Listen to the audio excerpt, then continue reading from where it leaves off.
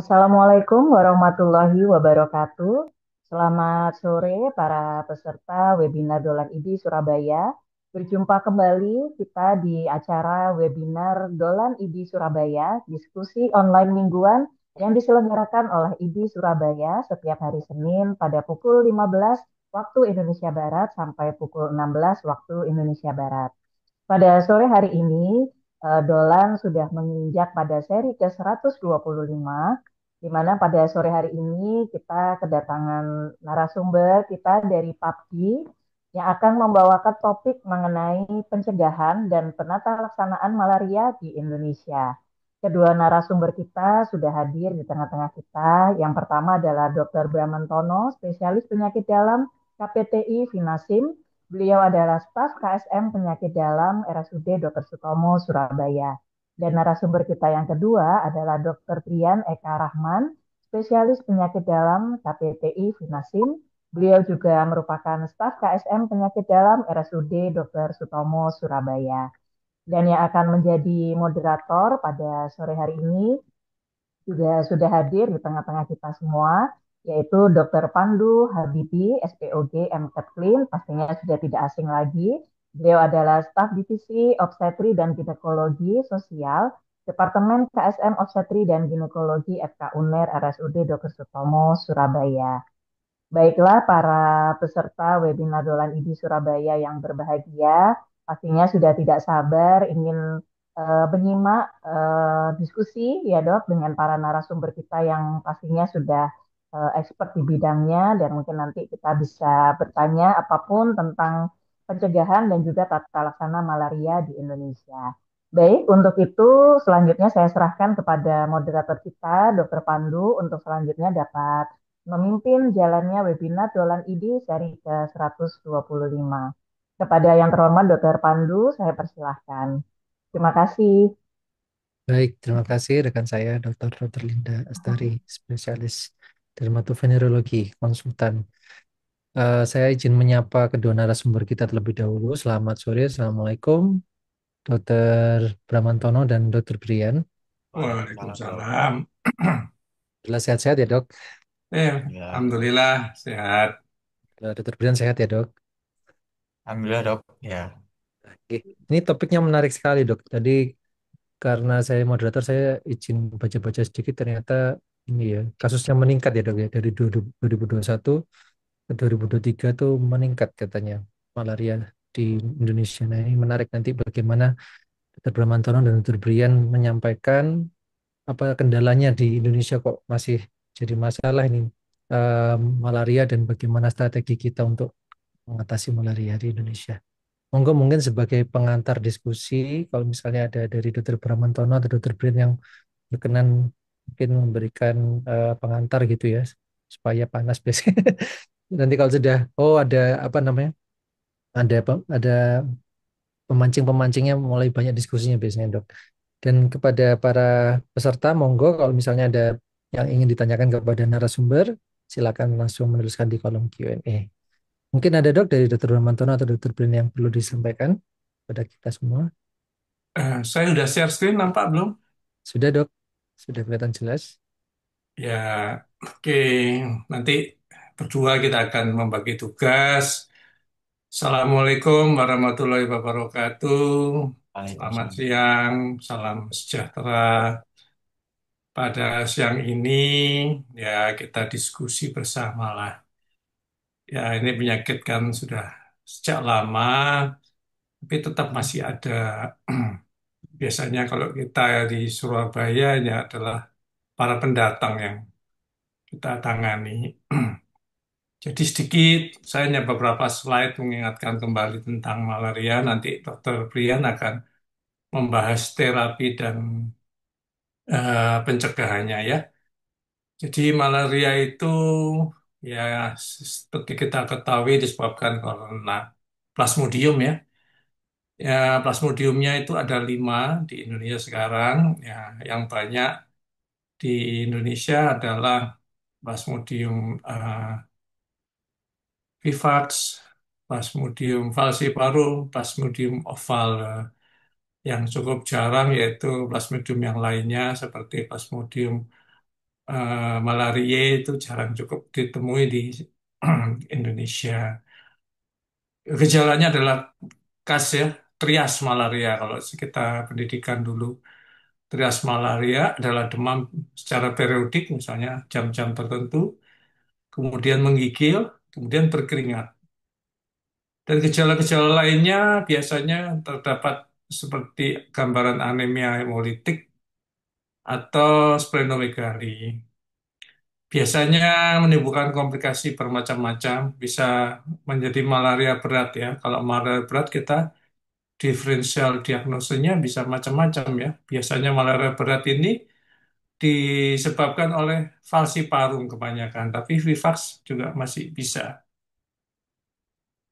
Ini adalah, saya ulang lagi, macamnya yang paling banyak adalah falciparum ya. Falciparum kita sebut sebagai malaria tropika ya, debatnya kontinu. Ini yang menyebabkan kalau menjadi malaria berat sehingga kematian.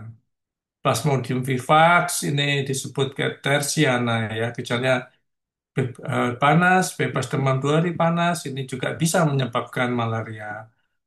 Malaria ovaler biasanya ringan ya, polanya seperti vivax. Malaria dan knowlesi ini gejalanya mirip falciparum. Bisa juga seseorang itu terkena dua macam plasmodium ya, misalnya banyak pengalaman tentara bertugas di Timika, dia terkena falciparum, kemudian pindah daerah, kemudian kena vivax ya, pada pemeriksaan bisa terkena dua. Terapinya bagaimana nanti akan dibahas oleh Dokter Brian. Gejalanya adalah ya trias malaria tadi ya, khas ini ya. Pertama anamnesis itu paling penting adalah riwayat berpergian ke daerah-daerah endemis ya. Itu yang utama. Makanya dengan anamnesis ini sangat penting. Biasanya pasien demam, menggigil, berkeringat, kemudian gejala-gejala lain mual, muntah dia berkunjung ke daerah endemis. Kemarin ada kasus ya panas nggak panas, dipikir dengue, ternyata malaria.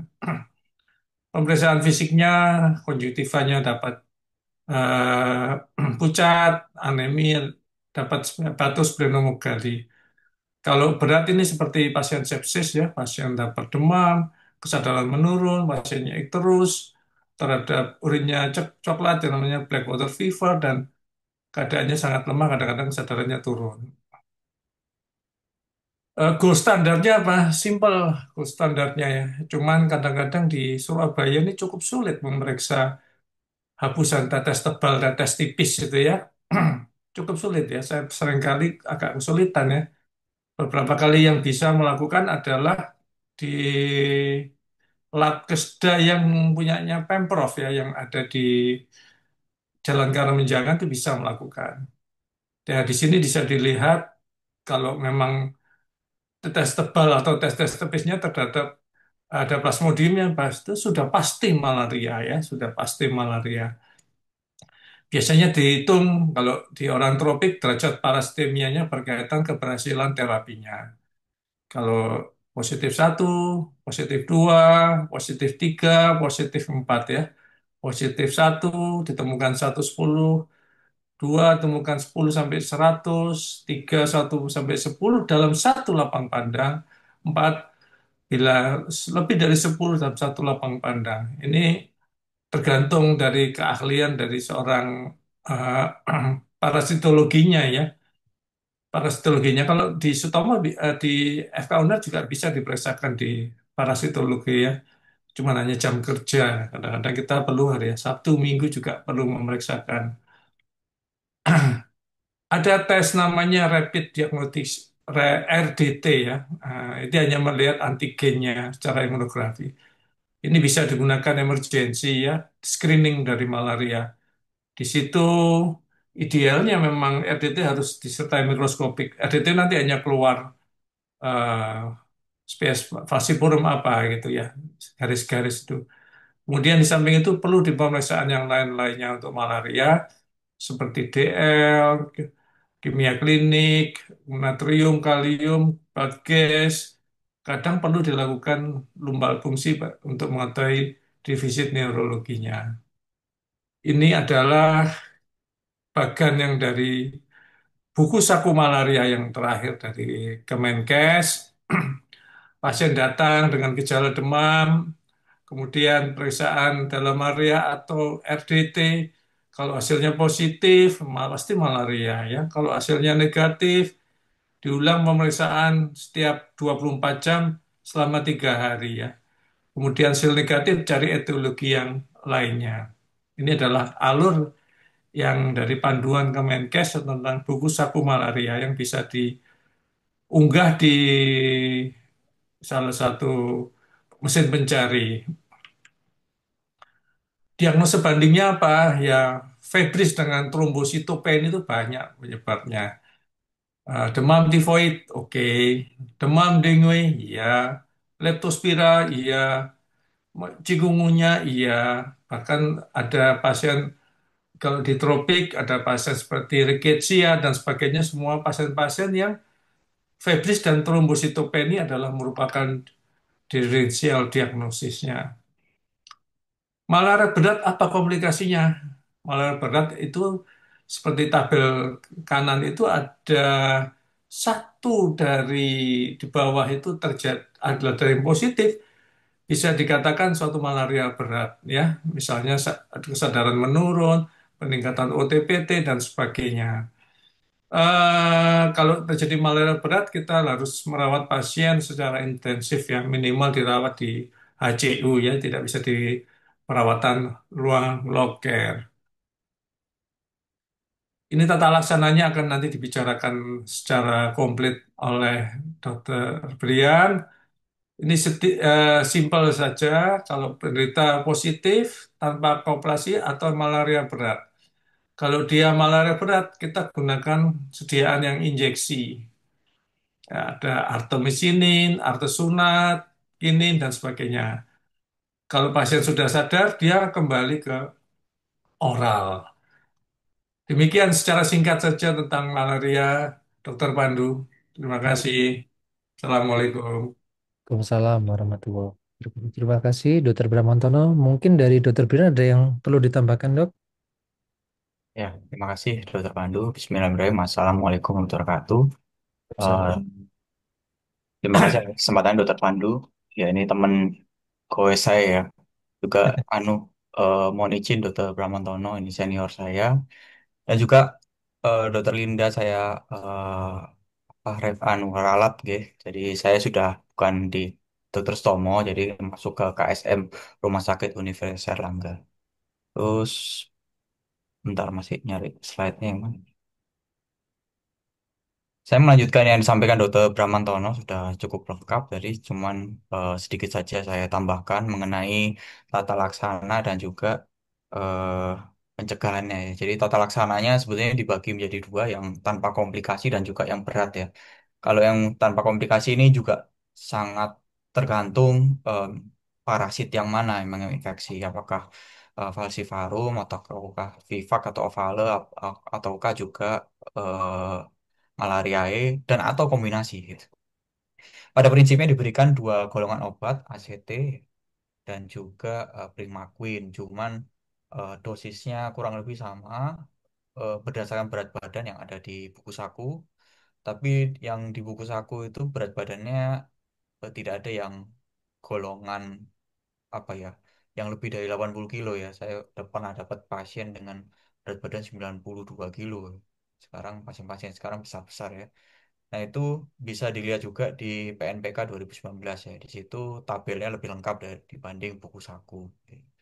Jadi ACT-nya berdasarkan berat badan ada panduannya di sana berapa tablet yang harus dikonsumsi selama perharinya. Biasanya dikonsumsi selama 3 hari berturut-turut ya. Kemudian Primaquine rata-rata juga diberikan. Nah, bila Plasmodium falciparum kita berikan hanya 1 hari di hari pertama. Sedangkan Plasmodium vivax atau ovale kita berikan selama hampir 2 minggu ya, 14 hari. Ini untuk mengeliminasi hipnosoid yang ada di hati. Nah, jangan lupa juga pertimbangan untuk dicek eh, enzim G6PD ya sebelum memberikan Primaquine ya. Ini ada di Surabaya, juga ada di lab-lab tertentu yang kerjasama. Sedangkan yang malaria berat seperti yang disampaikan Dr. Pramantono tadi, apabila kita di klinis secara klinis menemukan ada tanda malaria berat, kesadaran yang menurun, acidosis metabolik ataupun HB-nya turun dan sebagainya, kita dapat memberikan obat yang IV ya intravena yaitu artesunat. Kemudian kita evaluasi setiap 12 jam, setiap 6 jam. Kemudian bila sudah membaik, langsung kita switch ke oral. Pemantauannya ini biasanya kita pantau di hari ketiga, hari ke-0, hari ketiga, hari ke-7, hari ke-14, hari 21 dan 28. Apa saja yang kita pantau? Yang kita pantau klinisnya, apakah demamnya membaik atau ada episode demam ulang gitu ya. Kemudian keluhannya membaik atau tidak, dan juga kita evaluasi mikroskopisnya ya. Jadi dari sisi parasitnya kita periksa ulang apakah jumlahnya makin meningkat gitu ya. Nah, itu juga perlu dievaluasi ya. Kemudian pencegahannya ini juga ini yang paling sering dikonsultasikan ke kami rekan-rekan yang ingin bolang ya ke Indonesia Timur. Nah, ini juga anu ya rekan-rekan sekalian ini himbauan ya pribadi saya juga ya saya juga pernah ke Indonesia Timur Tengah ya. Eh, ya kita ini Indonesia ini nggak cuma di Jawa gitu ya. Jadi eh, banyak kasus lain di luar Jawa. Jadi kita main-main lah ke bagian Indonesia yang lain ya, terutama Indonesia Timur dan Tengah. Ya.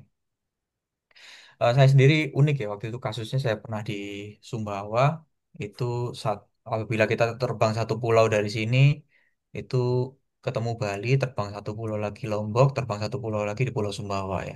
Saat itu saya ketika bertugas di sana eh, melihat berita itu ada outbreak demam berdarah di sana ya. Demam berdarah, bed-bed pada penuh, rumah sakit pada penuh dan sebagainya, extra bed dan sebagainya. Tapi lucunya di sana tidak ada. Kalau kita sedikit, sedikit saja curiga pasien dengan infeksi dengue, itu langsung ditelepon oleh dinkesnya ya, akan menjadi suatu KLB gitu ya. Di sisi lain, di sana setiap minggu kami menemukan kasus malaria yang di Jawa ini sangat jarang sekali, kecuali seperti yang disampaikan Dr. Pramantono itu pendatang. Jadi pendatang ke Indonesia Timur terus pulang terus membawa sakitnya gitu ya. Nah, kurang lebih seperti itu. Padahal dari Surabaya ini ke sana itu cuman penerbangan 1,5 jam ya. Jadi hanya 1,5 jam karakteristik penyakit infeksinya saja sudah sangat berbeda. Gitu. Jadi mohon rekan-rekan bila ada kesempatan ya harus apa isip di mana gitu cobalah main-main mencari yang pemandangannya indah gitu ya gitu sambil kita juga bertugas dengan kondisi lapangan yang berbeda. Nah, terkait dengan perjalanan tugas ataupun rekreasi gitu ya, kita tentu ingin mendapatkan perlindungan ya supaya tidak tertular. Ini bisa menggunakan pencegahan individu, yaitu biasanya pakai kelambu RLIN ini, yang biasanya ini kelambunya sudah khusus ya, sudah ada zat yang bisa membunuh nyamuknya gitu ya. Dan ini bisa tahan 20 kali cuci biasanya ya, bertahan bertahun-tahun. Dan juga menggunakan repelan kulit ya, jadi semacam merek-merek yang ada di sering kita gunakan ya kalau menghindari nyamuk ya. Dan juga menggunakan pakaian yang panjang ketika malam dan juga obat kemoprofilaksis ketika mau main-main lihat tambang di sana gitu ya. Kemudian pencegahan komunitas ini kita bisa pakai fogging, seperti demam berdarah ya, kita menghilangkan genangan air, program larvasida, edukasi, dan juga ini yang baru, ini program dari WHO yaitu Mass Drug Administration atau MDA ini ya. Jadi ini masih pilot project di Indonesia sejak sejak 2-3 tahun terakhir kerjasama sama EOKRU ya kalau nggak salah dari kerjasama Oxford University dan juga Thailand kalau nggak salah ya. Ya, ini program baru dari WHO memang WHO sendiri mencanangkan sejak 2020 ya. Masih masih dikerjakan, masih eh, diuji coba di 2 kabupaten di daerah yang hyper endemik yaitu di Papua gitu ya. Mungkin demikian pembuka saya, Dr. Pandu, kami kembalikan ke moderator. Terima kasih. Baik, terima kasih Dokter Pramontana dan sudah dilengkapi dengan cukup lengkap oleh Dokter Brian tadi. Mungkin sebelum sudah ada pertanyaan dok dari kolom Q&A, mungkin sebelum ke Q&A mungkin saya epidemiologinya dulu nih dok. Saya tadi melihat sebentar sebelum kita mulai webinar ini ada yang menarik bahwa menurut World Malaria Report 2024, Indonesia ini ada kenaikan kasus malaria dari 304.607 di tahun 2021 naik ke 418.000 kasus sekian pada tahun 2023. Nah, berarti ada kenaikan lumayan tuh sekitar 20% ya berarti ya. 20% bahkan 25% dalam 2 tahun.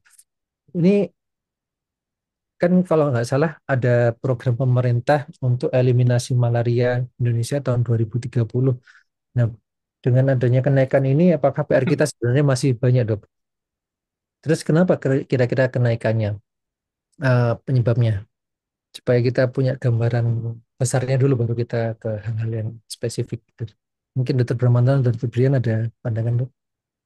Ya, eh, kasus malaria ini kebanyakan adalah ya sekarang ini migrasi ya, pekerjaan banyak proyek-proyek baru di daerah Indonesia Timur ya, seperti di IKN, kemudian di Papua ya, di mana mereka adalah orang-orang yang low immunity terhadap malaria, sehingga seringkali dan profilaksis tadi itu sampai sekarang memang tidak ada yang sangat efektif mencegah malaria. Dulu Dr. Brian mengatakan kloroquine. Sekarang kita ini sulit. Seperti kemarin angkatan saya, Dr. Jodian lainnya itu mau main ke daerah endemis gitu. Terus akhirnya nggak jadi karena di grup bingung. Profilakisnya apa ya gitu. Ada bilang Fansidor 4 tablet sekaligus. Ada teman-teman yang tugas di sana. Ada yang bilang kloroquine. Ya, saya bilang seperti Dokter Brian yang disampaikan Dokter Brian tadi, profilaksisnya ya jangan sampai digigit nyamuk itu saja. Ya susah memang ya. Saya pernah bertugas di Sangatta dulu ya, orang tambang itu. Orang-orang Amerika tuh rumahnya ditutupi kerudung semua itu, full. Jadi mereka takut takut dengan malaria. Dia pergi dengan lengan panjang. Jadi kan karena daerah-daerah timur itu masih hutan, rawa-rawa banyak, sehingga vektornya itu masih sulit dikendalikan ya. Vektornya utamanya kan kalau di dalam tropi kan host, vector, environment ya. Environment-nya sulit dikendalikan, vektornya juga kalau hostnya sih ya sudah mulai kita profilaksi dan sebagainya. Mungkin Dokter Brian bisa menambahkan. Ya, silakan Dokter Brian apakah ada tambahan? Iya, terima kasih Dokter Pandu, Dokter Bramantono. Iya, jadi memang banyak ya tantangannya cukup rumit ya. Jadi memang sedang ongoing penelitian dan sebagainya. Jadi tantangannya banyak ya di segala lini ya dari sisi penyakitnya sendiri, respon parasit terhadap pengobatan itu sendiri. Ya. Karena juga beberapa kasus ya saya temukan juga eh, tidak respon terhadap lini pertama gitu ya. Jadi sudah 10 hari yang lalu demam di Papua sudah dapat pengobatan di sana, DHP dan sebagainya. Namun 10 hari datang lagi pas main ke Surabaya, kebetulan kami rawat, ternyata demam lagi dan parasitnya meningkat 10 kali lipat gitu ya. Nah, seperti itu. Jadi ada beberapa kasus yang memang terjadi respon terapi yang tidak optimal gitu ya. Nah, itu penyebabnya juga macam-macam gitu. Jadi memang perlu duduk bersama antara pemangku kebijakan. Jadi nggak bisa juga hanya mengandalkan terapi, hanya mengandalkan pencegahan di tingkat individu, tapi juga harus regulasi yang kuat gitu ya. Nah, termasuk MDA tadi itu salah satu eh, apa ya peran pemerintah untuk serius mengeradikasi eh, malaria ini menuju bebas malaria 2030. Demikian Dokter Pandu, Dokter Bramantono. Terima kasih. Ya, baik, terima kasih. Jadi banyak faktor ya dok ya. Tadi disebutkan Dokter Bramantano mungkin apa namanya migrasi penduduk, kemudian pembukaan lahan-lahan baru, kemudian Dokter Brian juga mengatakan adanya mungkin resistensi dan keterbatasan dalam diagnosis maupun terapi. Baik, ini kita ke Q&A ada dari Dokter Nicholas Sugardi. Saya bacakan pertanyaan Dokter Nicholas. Pasien dengan gejala trias malaria tinggal di daerah endemis, namun pemeriksaan sediaan darahnya negatif. Apakah bisa diberikan terapi DHP dan apakah ada alternatif pengobatan pada pasien yang alergi terhadap ACT ataupun DHP? Monggo silakan Dokter Bram dulu sepertinya. Ya, nanti dilanjut Dokter Brian ya. Jadi di PIKTA itu program ya, programnya pemerintah ya, menterapi malaria kalau diketemukan dari sediaan darahnya. Ya, apalagi di daerah-daerah endemis itu pasti para petugas laboratnya jago lah, jago untuk melihat maksud malaria. Memang kalau memang belum ketemu ya, kita harus mencari diferensial diagnosis yang lain ya. Jadi kalau tegak, kita bisa menggunakan metode pemeriksaan darah, misalnya tadi tetes tebal, tetes tipis, dikombinasi dengan ACT. Kalau alternatif bagaimana kalau alergi ACT ya masih ada obat alternatif yang lain. Kinin ya, kina ya, itu obat yang masih sangat sangat poten ya, memang oleh pemerintah masih dipakai sebagai senjata cadangan. Jadi itu kalau memang dia dengan lini pertama tidak membaik, kita menggunakan lini kedua ya. Biasanya juga wanita hamil kita juga menggunakan kina ya. Ada bentuk sediaan tablet, ada bentuk sediaan IV. Jadi masih ada alternatif pengobatan lainnya apabila alergi ACT. Demikian Ya, Dokter Pandu. baik, terima kasih Dokter Bram. Dokter Bram ada yang ditambahkan? Ya, terima kasih Dokter Pandu menambahkan yang sampaikan Dokter Bramantono. Jadi memang apabila pemeriksaan hasilnya negatif ya, ini banyak faktor ya dari sisi metodologi kita memeriksa itu juga perlu keahlian khusus ya, terutama timingnya ya ketika sebaiknya juga diambil ketika pasien ini demam tinggi gitu ya, sehingga didapatkan parasitnya gitu ya. Kemudian apabila kita masih sugestif ya dari anamnesa pemeriksaan fisik sangat sugestif, ini malaria banget kayaknya. Tapi kok negatif hasilnya? Ya bisa karena metode pengambilan sampling yang kurang sesuai tadi. Kalau kita masih curiga, kita bisa ulang itu per 24 jam dalam 72 jam terakhir. Jadi bisa diulang ya. Jadi monggo ya. Kemudian apakah ada alternatif?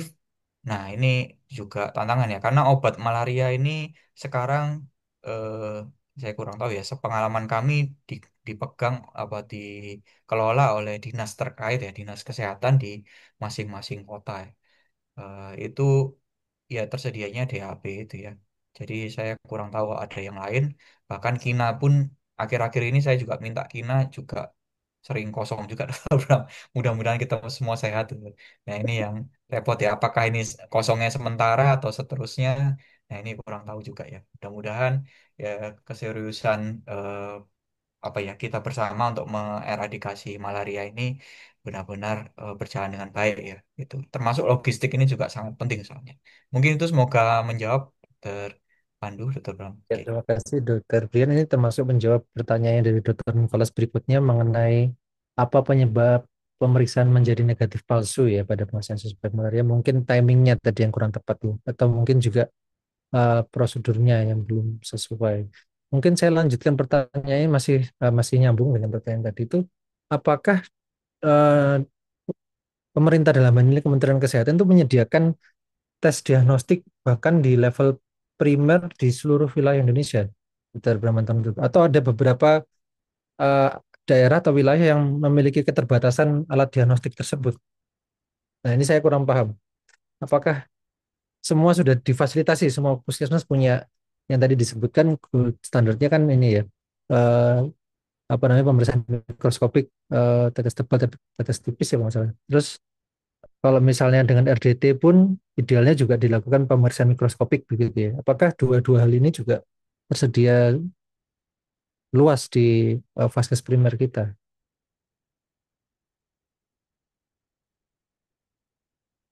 Dokter Bramantoro masih mute dok. Maaf. Kebetulan saya tahunya hanya di Surabaya ya. Beberapa kali kalau kebetulan di praktek pribadi, kita sulit memeriksa malaria. Kita kirim lab-lab yang terkenal itu selalu yang dikerjakan adalah hapusan darah tepi ya, berbeda. Di, dikirim ke dinas kota Madya Kesdanya juga mereka tidak ada. Bukan tidak ada ya, dia minta pengantar. Jadi agak sulit gitu prosedurnya, minta pengantar dari puskesmas atau bagaimana untuk bisa ngetes. Sedangkan di lab yang saya tahu di lab Kesda itu cukup dari ya konsultan tropik ini yang merawat.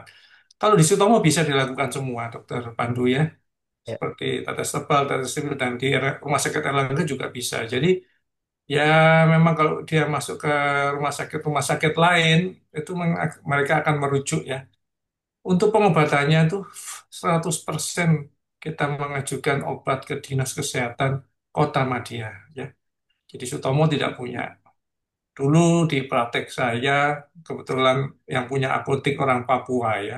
Saya praktek sebelahnya itu disediakan obat-obat malaria, tapi karena jumlah pasiennya sedikit, obatnya expired, sekarang dia tidak bersedia, jadi sulit. Jadi ya paling kita kasih pengantar ke pasien untuk dengan membawa hasil lab yang positif, baik eh, rapid diagnostic test maupun tetes tebal, tetes tipis untuk ke dinas kesehatan Kota Madya atau provinsi untuk mengambil obat itu. Jadi selama ini di Surabaya begitu. Mungkin Dokter Brian lebih pengalaman karena beliau ini kan tugasnya di Indonesia Ya. Timur. Mungkin punya pengalaman dokter Brian di luar Jawa bagaimana Ya, dok?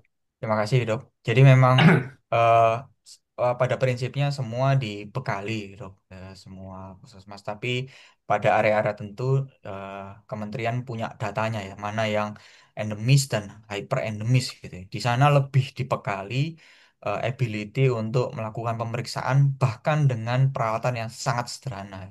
Jadi di Papua itu rekan-rekan di Papua itu sudah sangat canggih sekali dok. Jadi hanya dengan mikroskopis saja mereka sudah bisa, tapi laporannya mungkin sedikit beda ya. Mereka melaporkannya kuartana, tertiana gitu.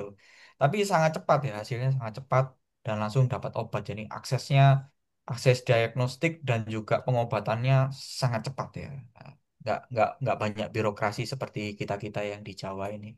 Jadi anu dok, kalau di daerah lebih canggih lah Itu ya dok ya, pegawainya, malah di ada daerah mungkin pelatihan lebih khusus canggih dok. ya Jadi kan, kayak kasusnya kita lebih yang banyak. sesuai program ya, kayak program HIV, program TB kan ada pelatihan yang khusus ya di masing-masing eh, apa kliniknya di di rumah sakit ya Ya, petugasnya. Nah, di sana juga jadi ada pelatihan khusus hanya untuk memeriksa itu di bawah mikroskop itu ya, hapusan darah, tes tebal. Demikian semoga menjawab, Dok. ya, ya, ya. Baik, terima kasih dok. Berarti mungkin teman-teman sejawat kita yang di daerah endemis atau hiperendemis tuh mereka harusnya tidak ada keterbatasan diagnostik ya Ya, dok, pun ya, terapi juga. Dan mereka mungkin juga lebih canggih-canggih, pengalamannya lebih banyak karena kasusnya demikian banyaknya. Jadi mudah-mudahan itu menjawab. Kemudian ini pertanyaan dari Dokter Muhammad Sandi Setiawan di Q&A mengenai kemoprofilaksis ini dok. Selamat sore dokter, izin bertanya apakah masih direkomendasikan mengkonsumsi obat anti malaria apabila ingin berkunjung ke daerah yang endemis malaria dan tata caranya bagaimana? Dokter Bram. Oh, ini Dokter Brian lebih tepat menjawabnya ini kan, Oh, dokter beliau Pia. ahlinya. Oh, silakan, monggo. ya. Terima kasih Dokter Bramantono, Dokter Pandu. Masih dok, jadi tergantung ya, tergantung. Kembali lagi tergantung seberapa lama kita akan berkunjung ya. Kalau kemoprofilaksis, ya sebetulnya pada prinsipnya profilaksis itu yang terbaik adalah yang menggunakan tadi ya, kelambu maupun repellent dan sebagainya. Dan pakaian gitu ya. Tapi apabila ingin save yang lebih ya, merasa nyaman dengan obat kemoprofilaksis bisa obat kemoprofilaksis, namun di panduan PNPK maupun WHO itu hanya menyarankan untuk kunjungan yang short maupun midterm ya, tidak untuk jangka panjang ya. Jadi kalau sejawat semua ingin bertugas lebih dari, nah ini, batas waktunya juga tidak ditentukan di panduan WHO maupun di Kemkes ya. Tapi saya lihat di CDC itu ada panduan apabila lebih dari 6 bulan maka tidak dianjurkan obat kemoprofilaksis itu. Nah, jadi kalau kunjungannya kurang dari 6 bulan kita dapat mengkonsumsinya Dan itu juga hanya yang usia dewasa ya dok, bukan anak-anak gitu. Nah, jadi tergantung lamanya kunjungan. Apabila mau bekerja lama, sebaiknya tidak perlu obat kemoprofilaksis, cukup dengan repellent maupun kelambu tersebut. Terus kemudian regimennya apa? Nah, ini Ya, yang dari PNPK dianjurkan bisa dengan doksisiklin dok, 1-2 hari sebelum berangkat, selama di sana 1 kali sehari, dan juga sampai 1 bulan atau 4 minggu setelah pulang. Gitu, dok. Jadi bisa dikonsumsi. Ya, demikian. baik, Semoga menjawab dok.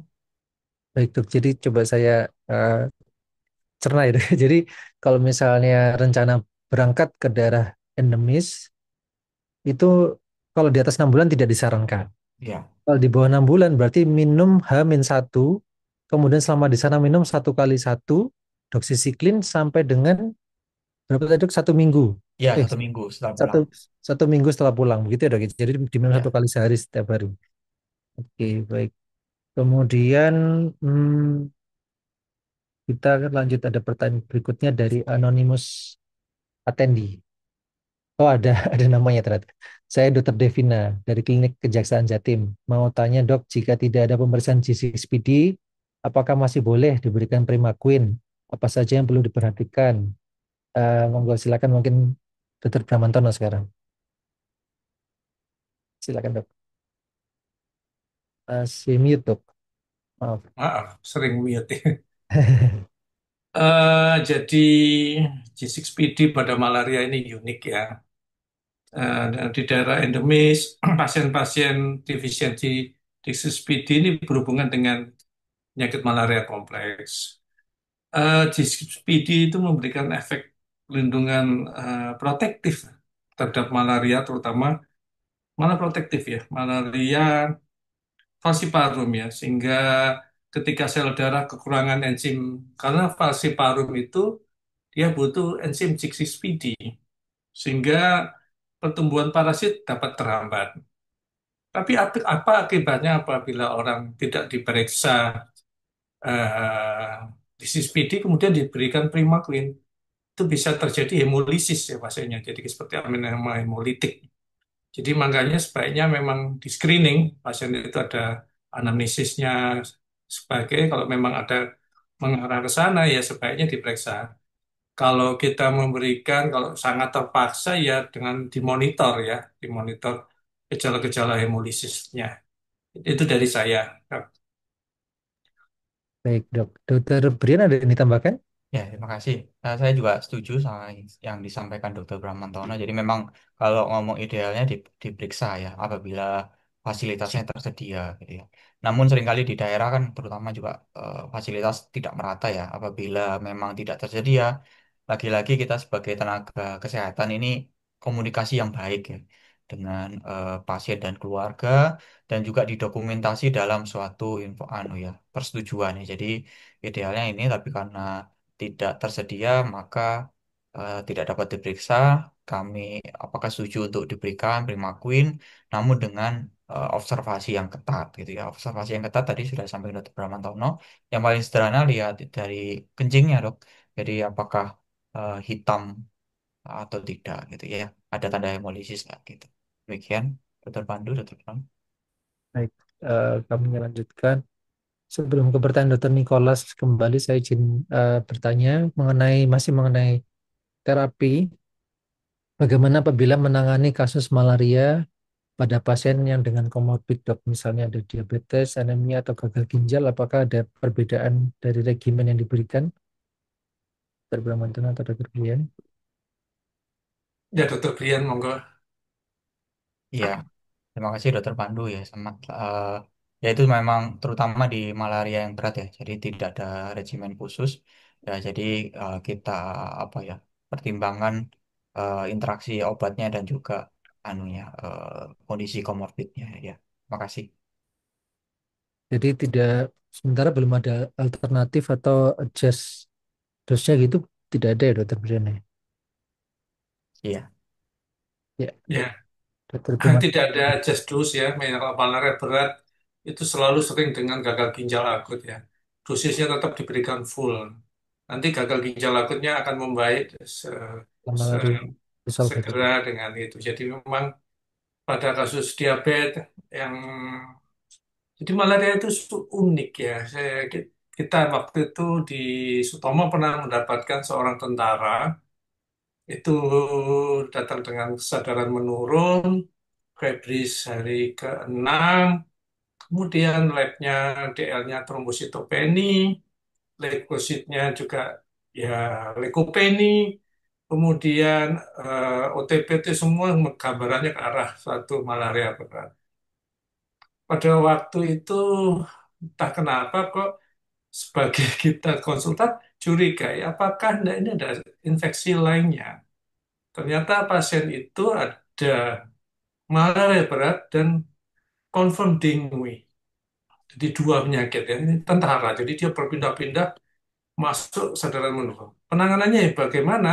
Ya ditangani malarianya pasti ya. Dengue kan cukup konservatif.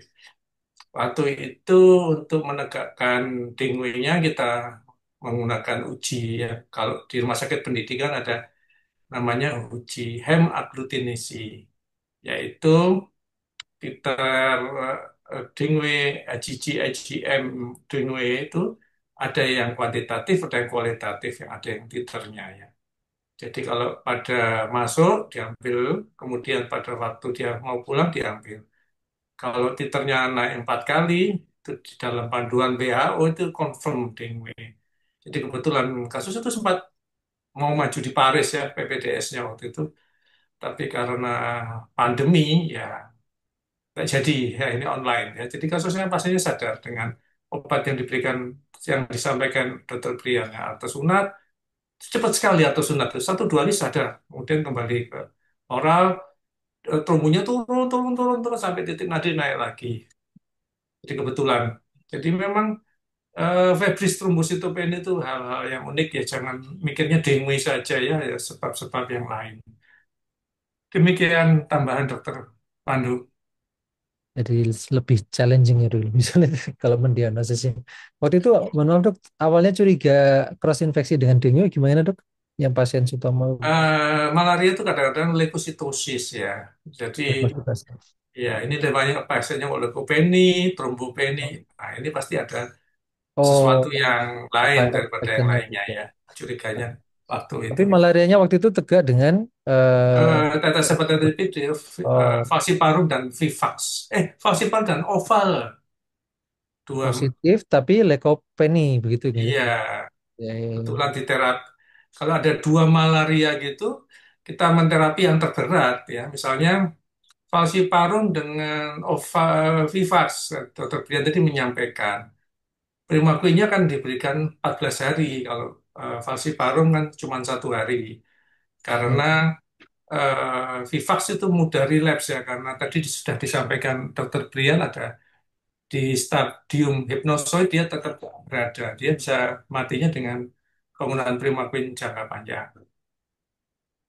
Ya, siap. Betul, Dok. Sangat menarik ya. Kasus yang mungkin di Eropa nggak ada itu dok. Kasusnya. Nggak Ada. dua-duanya malaria sama dengue. Indonesia ini kaya, kaya penyakit. Penyakit Ya, tropis. iya, iya. Baik, terima kasih. Kita lanjutkan gitu, dok. Yang dari Q ini masih ada dari Dokter Nicholas Sugandi. Jika dalam waktu kurang dari 1 bulan setelah pengobatan, pasien kembali datang dengan pemeriksaan positif malaria kembali, apakah pengobatannya perlu diulang? Dokter Brian mungkin ya, biar Iya, bergantian. tadi sudah pengalaman beliau di RSUA dengan Ya, penanganan. Oh terima iya. kasih Dokter Pandu, Dokter Nicholas, dan juga Dokter Bramantono. Jadi, eh, ya betul ya. Jadi mungkin sebagai informasi ya. Jadi fungsi kita memantau di hari ke-3, 7, 21, 14, 21, 28 itu memantau klinis dan juga hasil labnya ya, mikro. Apakah ada fase aseksual dari parasitnya gitu ya. Nah, itu tergantung waktunya. Apabila ternyata ditemukan kurang dari 1 bulan atau 28 hari, itu dikatakan relapse ya. Kalau di atas 28 hari, itu dikatakan rekrudensi ya. Dan juga reinfeksi. Nah, ini yang apakah karena pengobatan yang tidak optimal, kemudian si masih ada sisa parasit di dalam tubuh oleh parasit yang sama, ya, itu rekrudensi. Atau kebetulan ini pasien saya juga nih persis. Jadi dia udah pengobatan, main lagi ke Labuan Bajo, kena lagi gitu. Nah, apakah ini reinfeksi? Kurun Nah, waktu berapa lama itu, Dok? Hah? Dalam kurun waktu berapa lama? Kurang Sebulan? 1 minggu ya, 1 minggu. 1 minggu? Nggak main-main ya. Dia kerja di Papua 4 tahun, kemudian sebelum ke Surabaya main dulu ke Labuan Bajo gitu. Semacam itu ya. Ya, Nah, ya. nah ini apakah ini suatu reinfeksi atau tidak itu perlu pemeriksaan semacam PCR gitu ya untuk membedakan nih parasit yang sama atau parasit yang berbeda. Nah, Ya. apabila ternyata masih positif ya, positif dan atau disertai dengan klinis yang masih demam ataupun tidak perlu demam ya, hanya ditemukan parasit yang masih positif bahkan meningkat seperti kasus saya yang lain, itu berarti sudah masuk ke anunya kasep ya. Jadi apakah gagal terapi yang awal maupun kasep ya. Kalau yang lebih dari 3 hari, 4 hari keempat sampai ke 28 itu gagal terapi yang kasep ya atau late failure treatment ya. Biasanya masuk ke lini 2 dok. Hmm. Nah, menggunakan kina dan primaquine ya. Tuh. Tapi eh, ya ini belum tentu tersedia juga ya. Jadi kadang di dinas kadang ada kadang enggak itu ya ya kita berdoa aja ya. Kalau nggak Juga tersedia gimana, Dok? kemarin saya coba lagi dok dengan DHP lagi ya karena nggak ada pilihan lain ya ternyata juga responnya membaik ya gitu Oh, ya. dokter Semoga menjawab Bramantoro. ya. Karena mungkin dosis ini juga perlu dipertimbangkan ya. Sebelum kita masuk ke lini 2 kadang perlu dipertimbangkan juga ya. Kadang pasien dengan bobot yang berat ya besar itu apakah tabletnya sesuai gitu ya, sesuai dosis itu kadang juga perlu dikaji ulang gitu ya. Apakah sesuai panduan atau tidak. Demikian. Nah, terima kasih Dr. Baik. Pamantano, Dr. Pandu. Terima kasih, Dokter Brin. Dokter Bramantoro, ada yang ditambahkan? Ya, bisa juga ya kalau memang eh, tertentu kita lini 2 memang tidak ada di Surabaya.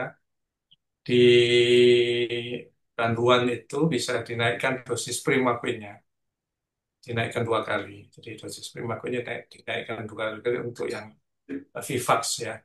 Jadi bisa jadi, tapi memang kebanyakan kalau dia seperti kasus Dr. Brian kita coba ulang lagi sambil kita monitor.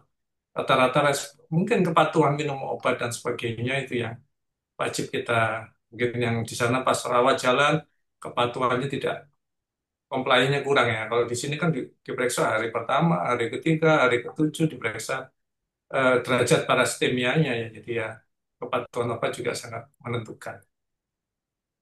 Dok, Ya, jadi ada lagi, Dok? cukup dari saya. Ampun. Ya.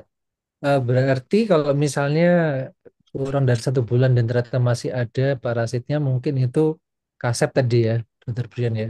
Mungkin terapinya kurang optimal tadi disampaikan oleh Dokter Brian, mungkin perhitungan dosisnya yang kurang tepat karena pasiennya mungkin overweight atau obesitas, dan dari Dokter Bramantoro mungkin compliance atau kepatuhan minum obatnya yang kurang. Itu apa namanya? Kalau kasus lama, Dok. Kalau kasus baru berarti itu kan harusnya masuk ke lini 2 ya, idealnya, idealnya. Ya kan kalau misalnya kasep tadi. Tapi kalau misalnya ini kasus baru, artinya infeksi baru atau parasit yang baru, apakah pakai lini pertama lagi, diulang lagi, atau bagaimana, Dok? Misalnya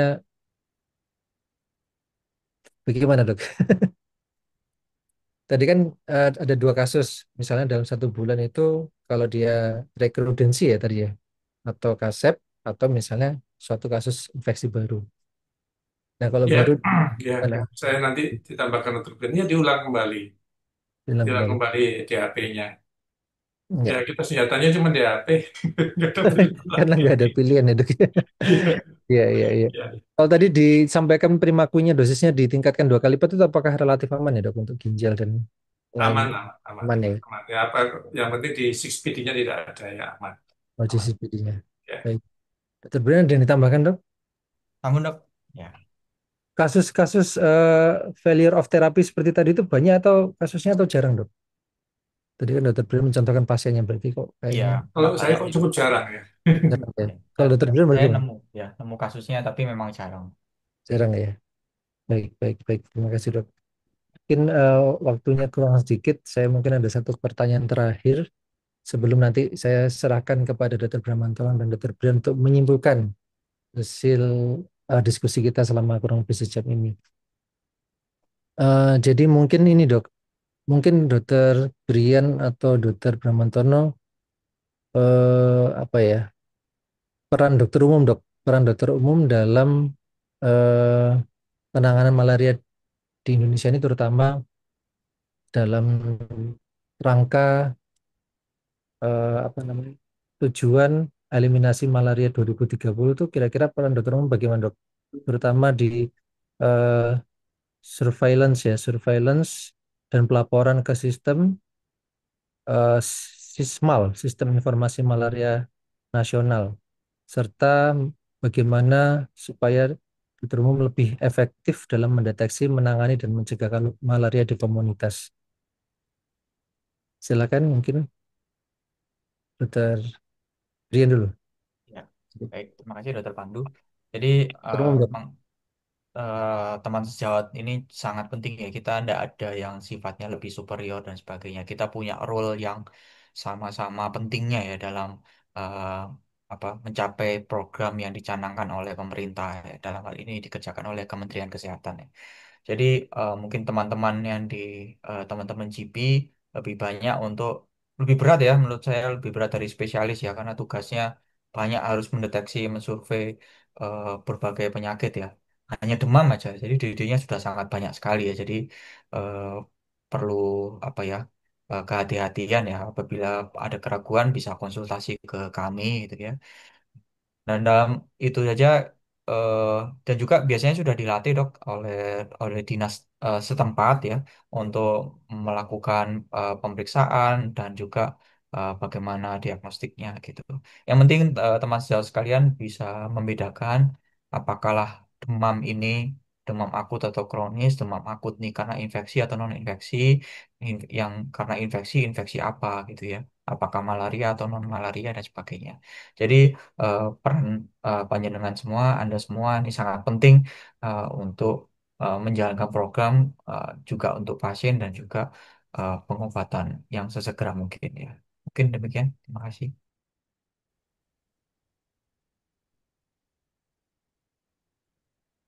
Dari saya tidak ada tambahan, Dok. Cukup lengkap. Ya, baik dok. Jadi kayaknya tadi juga Dokter Brian itu sudah cukup menyimpulkan ya apa yang kita bahas sore hari ini. Mungkin ini dok, apa yang dokter tahu tentang perkembangan vaksin malaria dok? Ada nggak dok?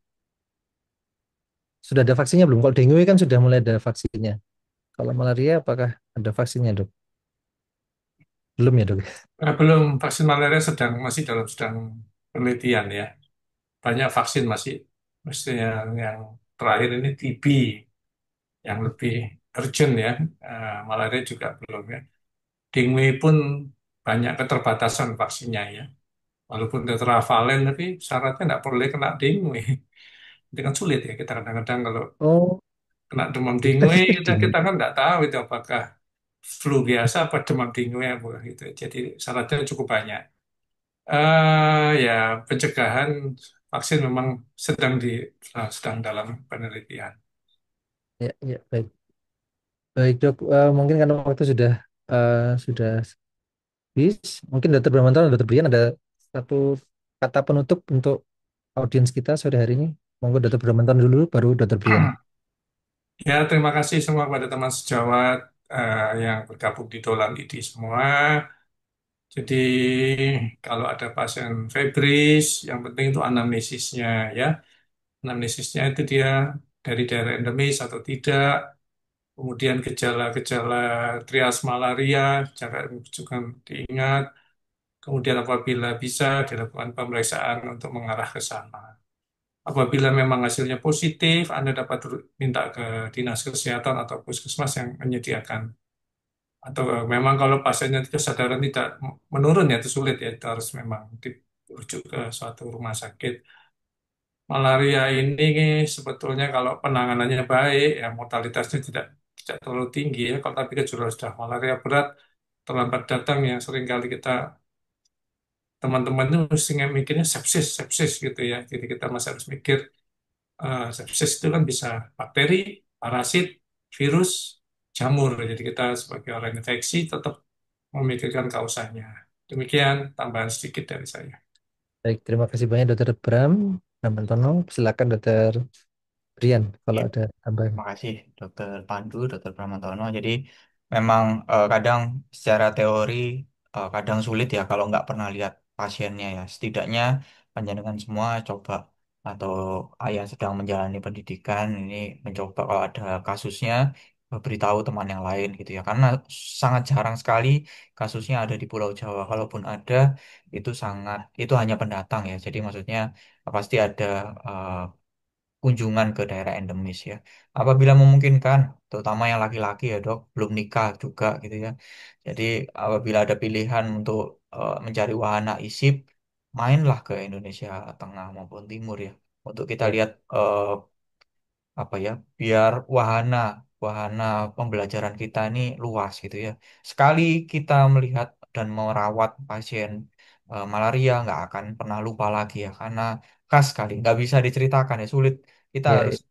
harus apa ya kayak bedside ya kita harus sama-sama melihat gitu Lihat untuk melihat pasien aja. apa ya AI aja mungkin nggak bisa bantu ya jadi Ya, memang kita yang harus melihat klinisnya secara langsung karena kita ini dokter dokter Indonesia ya ini ability-nya di daerah endemis ini ability yang sulit dikejar oleh dokter Singapura dan yang lain-lain ya penyakit-penyakit tropik infeksi dan salah satunya malaria ini gitu ya. Jadi kita harus lebih mampu dibandingkan dokter dari India yang bentar lagi masuk, dokter dari Cina yang bentar lagi masuk ya. Jadi kita harus lebih paham penyakit infeksi dibandingkan dokter dari negara lain ya.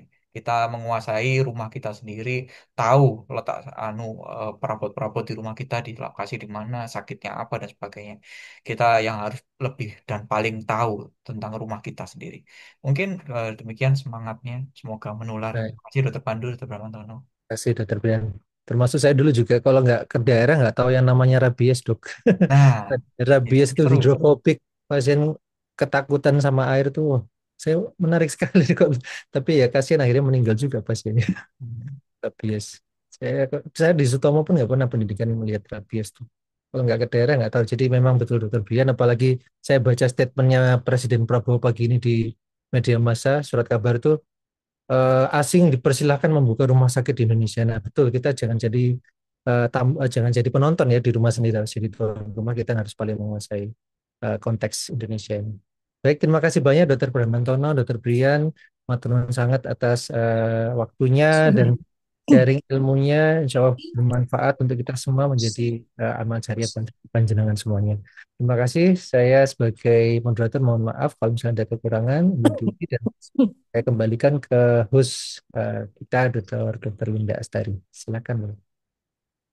Ya, terima kasih Dokter Pandu yang sudah memandu acara dengan sangat baik. Terima kasih juga kepada kedua narasumber kita yang luar biasa, Dokter Bram dan juga Dokter Brian. Kita sama-sama berkecimpung di dunia dermatologi infeksi tropis ya dok ya. Saya di dermatologi tropis, Dokter Bram dan Dokter Brian juga di penyakit tropik infeksi ya dok ya sama.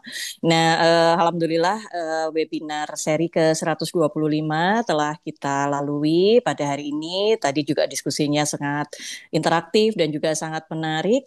Jangan lewatkan untuk minggu depan seri ke-126 kita akan kedatangan narasumber dari Perdoski dengan topik mengenali tanda dan gejala serta tata laksana penyakit sifilis di vaskes primer. Jadi memang penyakit sifilis ini makin lama prevalensinya semakin meningkat angka kejadiannya. Jadi mungkin menjadi kewaspadaan juga untuk teman-teman di vaskes primer untuk bisa sama-sama mendeteksi gejala-gejalanya karena ini juga termasuk salah satu yang great imitator.